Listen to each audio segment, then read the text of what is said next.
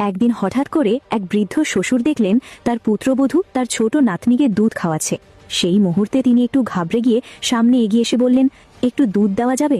পুত্রবধূ কথাটা শুনে চমকে উঠে রেগে আগুন হয়ে যায়। সে ভাবতেও পারেনি শ্বশুর এমন কথা বলতে পারে।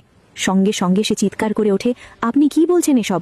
তারপর আর দেরি না করে স্বামীকে ডেকে এনে বাবাকে অপমান করার অভিযোগ তোলে। সবাই ধরে নেয় বৃদ্ধ লোকটা বয়সের সীমা ভুলে গেছে, কিন্তু কেউ জানত না এই কথার পেছনে লুকিয়ে আছে এক ভয়ঙ্কর সত্য। আসলে সেই বৃদ্ধ লোকটা রাস্তার ধারে পড়ে থাকা এক নবজাতক শিশুকে কুড়িয়ে পেয়েছিল। শিশুটি কান্না করছিল, ক্ষুধায় নিস্তেজ হয়ে যাচ্ছিল। দুধ না পেলে তার বাঁচার কোনো উপায় ছিল না। তাই বাধ্য হয়েই তিনি পুত্রবধূর কাছে এক ফোঁটা দুধ চেয়েছিলেন। কিন্তু সত্য জানার পরও পুত্রবধূর মনে কোনো দয়া জন্মায়নি। সে স্পষ্ট ভাষায় জানিয়ে দেয় এই অবাঞ্ছিত শিশুর দায় সে নেবে না। এমনকি শিশুটাকে গাড়িতে রেখে দিতে বললেও নিষেধ করে দেয় দুধ দিতে।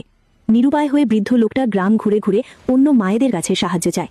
আশ্চর্যের বিষয়, গ্রামের মানুষগুলো ছিল মানবিক। একজন নয়, অনেকেই এগিয়ে আসে। শত ঘরের দুধে সেই শিশুটি কোনো রকমে বেঁচে যায়। তার নাম রাখা হয় শাওহুয়া। সময় গড়াতে থাকে। শাওহুয়া একটু একটু করে বড় হয়, কিন্তু এই বাড়িতে দাদু ছাড়া কেউ তাকে আপন মনে করে না। সারাক্ষণ অবহেলা, তুচ্ছ তাচ্ছিল্য আর ঘৃণা, এই নিয়েই তার জীবন। একদিন প্রচণ্ড ক্ষুধায় কাতর হয়ে সে মাটিতে রাখা মুরগির খাবার থেকে এক মুঠো তুলে খেয়ে ফেলে। ঠিক সেই সময় তার সৎ বোন দেখে ফেলে এবং মাকে ডেকে আনে। মা এসে অমানসিকভাবে মারতে শুরু করে, বলে, তুই কি মানুষ না, মুরগির খাবার পর্যন্ত চুরি করিস? ঠিক তখনই কাঠ কেটে বাড়ি ফেরে দাদু। তাকে দেখেই মার বন্ধ হয়। সেদিন দাদু বুঝে যান এই বাড়িতে শাওহুয়ার কোনো ভবিষ্যৎ নেই। তিনি সিদ্ধান্ত নেন মেয়েটাকে স্কুলে পাঠাবেন। কিন্তু ছেলে আর পুত্রবধূ সরাসরি না করে দেয়। তারা বলে বাড়িতে এত টাকা নেই। শুধু তাই নয়, তারা 3 লাখ টাকার বিনিময়ে পাশের গ্রামের এক মানসিক প্রতিবন্ধী ছেলের সঙ্গে শাওহুয়াকে বিক্রি করার পরিকল্পনা করে। দাদু ক্ষোভে কাঁপতে থাকেন। তিনি বলেন, আমি বেঁচে থাকতে এই অন্যায় হতে দেব না। এর ফলাফল হয় ভয়ঙ্কর। ছেলে আর বউ মিলে দাদু আর শাওহুয়াকে ঘর থেকে বের করে দেয়।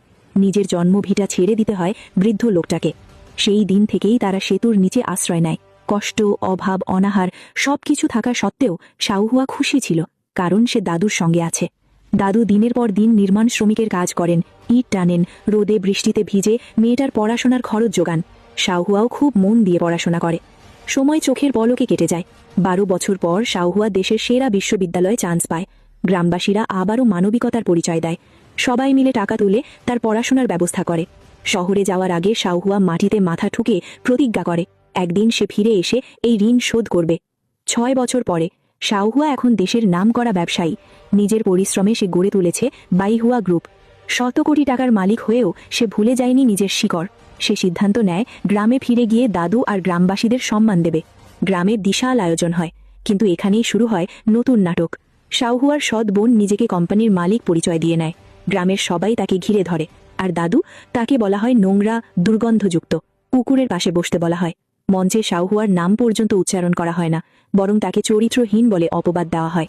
গ্রামবাসীরা উত্তেজিত হয়ে দাদুকে শাস্তি দেয়। তার গায়ে থুতু ছোড়ে, নোংরা পানি ঢালে। বৃদ্ধ লোকটা দাঁতে দাঁত চেপে সব সহ্য করে। তার একটাই চিন্তা, শাওহুয়া যেন তার প্রাপ্য সম্মান পায়। ঠিক সেই মুহূর্তে একটি গাড়ি এসে থামে।